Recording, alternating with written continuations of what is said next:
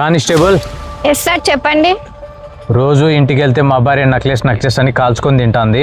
ఏ బండి వచ్చినా సరే మినిమం 10,000 లాగాలి. Okay sir.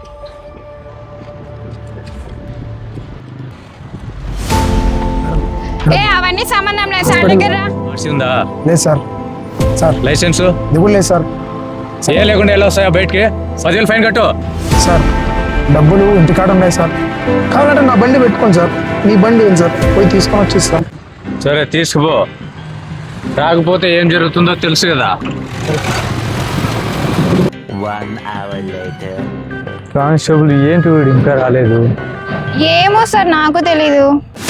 సార్ నా బండి ఎవరు కొట్టేసినారు సార్. నేనుండే ఏరియాలో దొంగతనం జరగడమా? అసాధ్యం. సార్ ఇదే సార్ నా బండి. మరి వాడు అంటే ఎస్